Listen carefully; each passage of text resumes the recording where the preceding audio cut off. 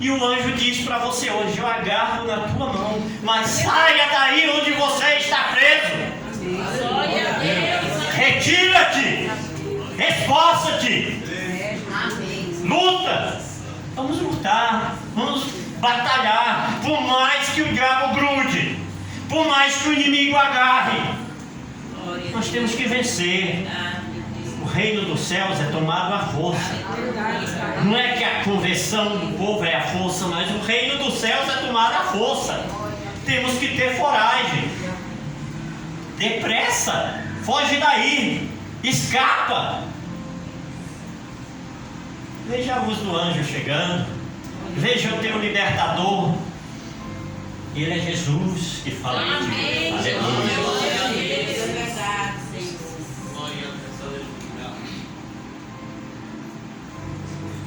Então as correntes caíram das mãos dele. E o anjo, isso é o 8. E o anjo continuou: coloque o cinto e calce as sandálias. Você está me entendendo? É preciso que você se prepare para o teu projeto de vida, para a tua batalha espiritual, para aquilo que Deus tem te chamado, para a vida que tu quer realizar, para todo o teu caminho. Você vai precisar calçar as sandálias e apertar o cinto. Glória a Deus, aleluia. Porque a batalha é longa, porque a batalha é forte, porque se você não estiver vestido e revestido do Evangelho, cheio do Espírito de Deus, você vai enfraquecer, você vai parar. Mas a ordem de Deus hoje é: calça o teu sapato, aperta o teu cinto, prepara a tua roupa, te prepara, porque Deus tem um projeto para você. Deus quer que você vença. Mas você precisa se preparar. Aleluias. E ele assim o fez. Põe a capa e me siga. Você não pode tomar chuva, tá? Não pode sair por aí se molhando com qualquer vento contrário, qualquer coisinha que cuspida de Satanás aí vem atingir você. Você é crente. Nós somos crentes. Nós não podemos ser atingidos por qualquer seta de Satanás. Nós temos que ter a nossa capa de crente, e ela se chama Espírito Santo de Deus. Aleluia. Amém, Jesus. Ele assim o fez, olhando, e o anjo lhe disse: mais, põe a capa e siga-me. Então, saindo, Pedro o seguia, não sabendo o que era mal, não sabendo o que era real, o que estava sendo feito pelo anjo. Ele pensava que era uma visão. No 10. Depois de terem passado a primeira e a segunda sentinela, chegaram ao portão de ferro que dava para a cidade, o qual se abriu automaticamente. Controle remoto. Há 2000 e um pouquinho de anos Deus já tinha inventado. Aleluias. Deus já havia inventado o controle remoto. Agora deixa eu lhe perguntar aqui. Deus abençoe, pastor João. Quem abriu o portão? Você está ligado na mensagem? Quem foi que abriu o portão para Pedro passar? Foi Pedro? Foi o anjo. Em alguns casos, irmãos, você só tem que estar preparado. É Deus quem vai abrir a porta. É Deus quem vai abrir um portão para a tua vida. É Deus. Não é Pedro. Pedro chegou na porta lá onde ele vai bater aqui e ninguém abriu. Ele teve que bater e esperar abrir, mas ali não, o anjo abriu. É Deus quem vai nos libertar. É Deus quem vai libertar. É Deus quem vai abrir esta porta que você precisa.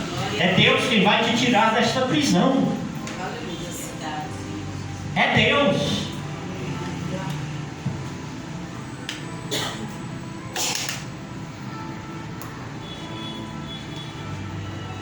Depois de terem passado a primeira e a segunda sentinela, chegaram ao portão de ferro que dava para a cidade, o qual se abriu automaticamente, e saindo enveredaram por uma rua, e logo adiante o anjo se afastou dele. Então Pedro, caindo em si, disse: agora sei que de fato o Senhor enviou o seu anjo e me livrou da mão de Herodes e de toda a expectativa dos judeus.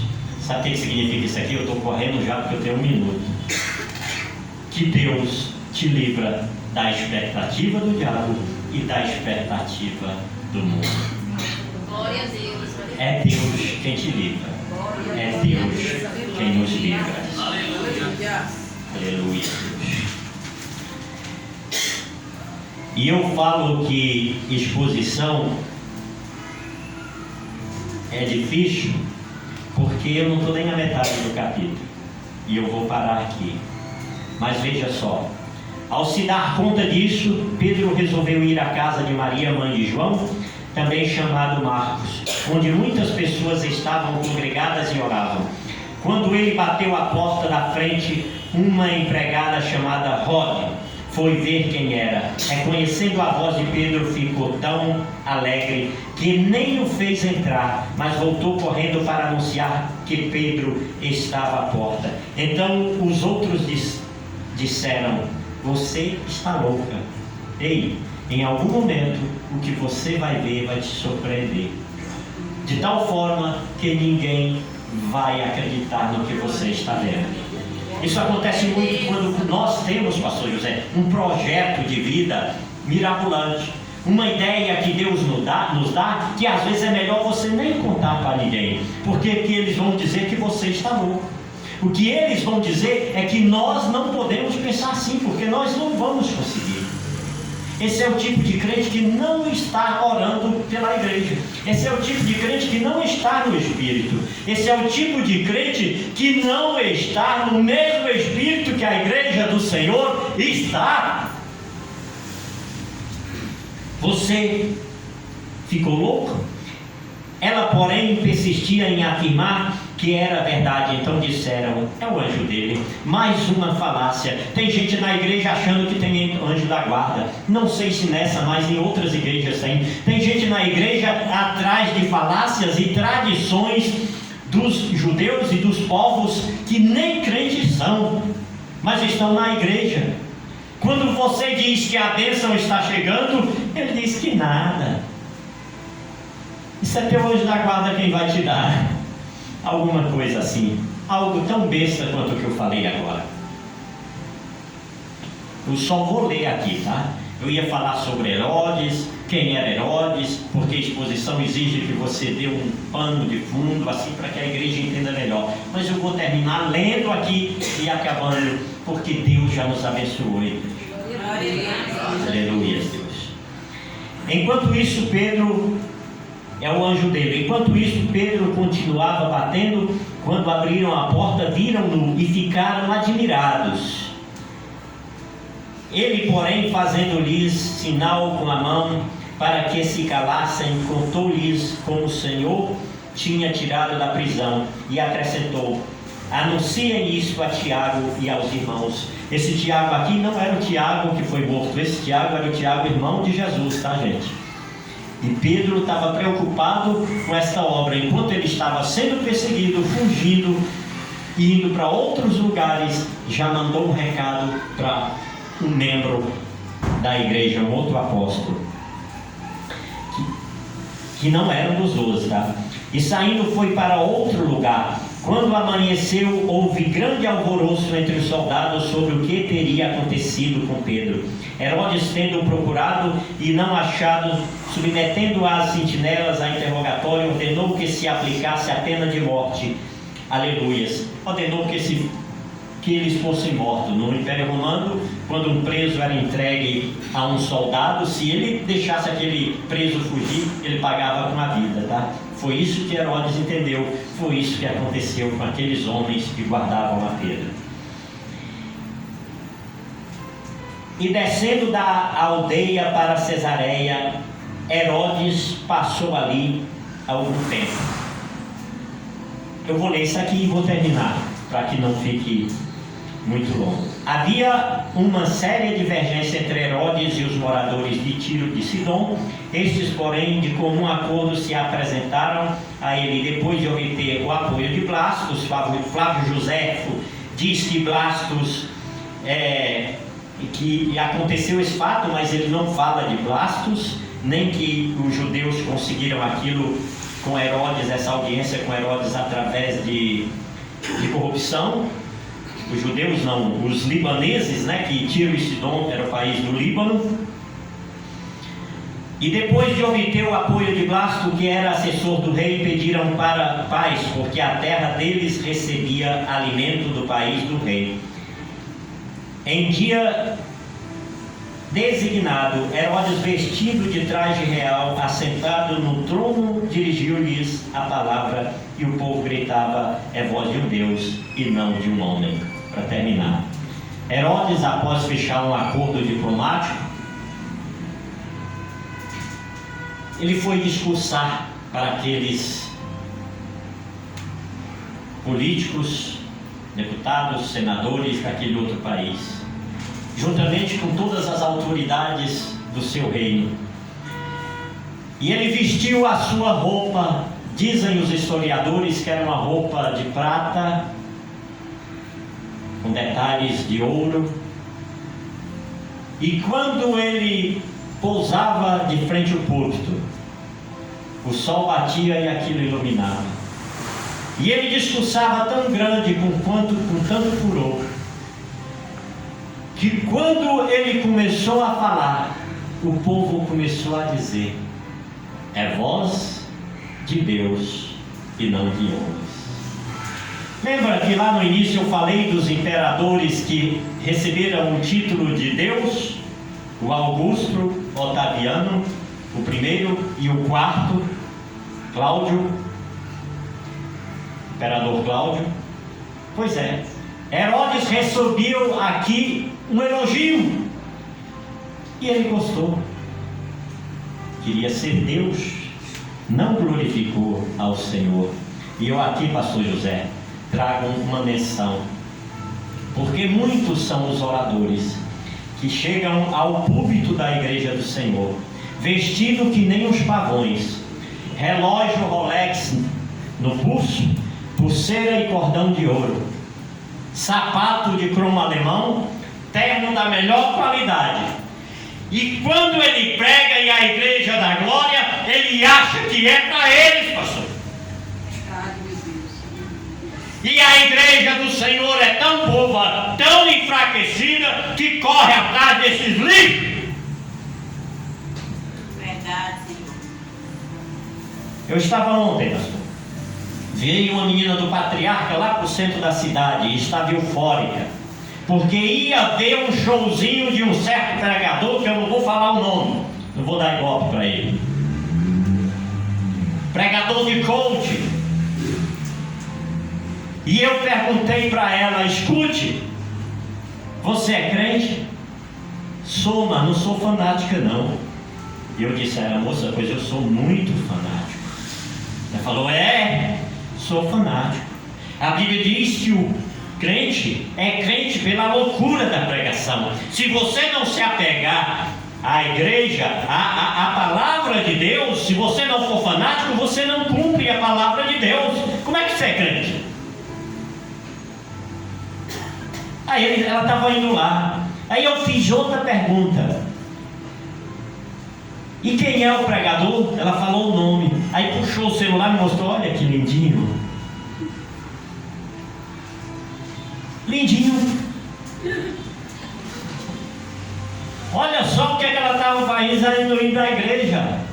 Veio o lindinho, que fala bonitinho, o gostosinho da igreja. Ok. Conversa vai, conversa vem. E eu falei, mas você vai em outra igreja pelo menos? Eu vou. Você vai aonde? Ah, eu vou lá na Vila Iucundé. Tá. E como é que é lá? Ah, ele é profeta desde os 14 anos. Ele profetiza tudo, ele vê tudo, ele fala tudo. Eu falei, então moça, eu não posso ir lá com minha meia furada, porque ele vai revelar que eu estou lá com a meia furada. Aí eu falei, fiquei tão curioso, fui ver, pastor, lá um vídeo do pregador. Cenário bonito, som maravilhoso, o cara sentado, o cara jovem, boa pinta, elegante, o cara tem carisma, pastor. Mas eu não vi ele falar o Evangelho. Eu vi ele falar de Deus, do que Deus faz, do que Deus vai fazer. Mas não pregou o Evangelho.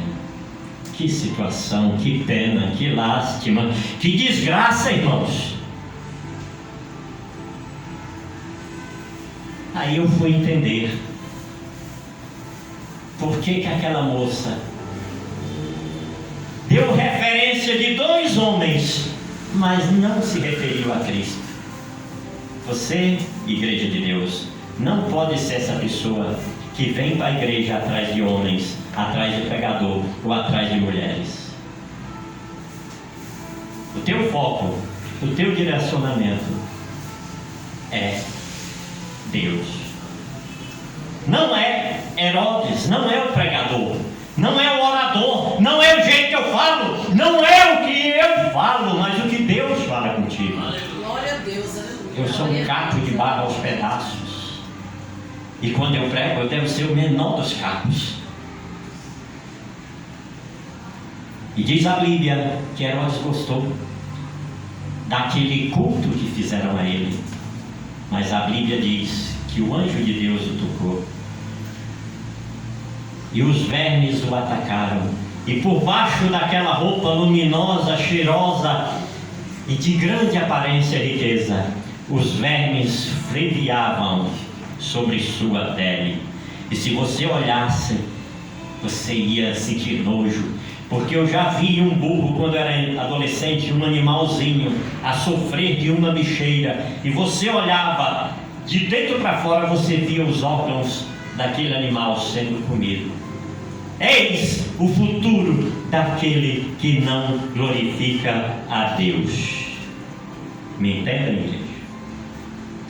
Não incentive isso. Veja quem é que prega a palavra de Deus. Capriche na sua adoração. Calce as suas sandálias do Evangelho, o capacete, a couraça, o cinto, e Jesus seja a tua própria roupa. Glória a Deus. Sabe aquela roupa bonita que você usa e que você se sente bem? Esse é Jesus em você. Você deve estar vestido de Jesus. Amém. Que Deus possa nos abençoar e o pastor José possa me perdoar por 11 minutos a mais. Deus abençoe. Não dá para fazer menos, igreja, me perdoe, mas é muito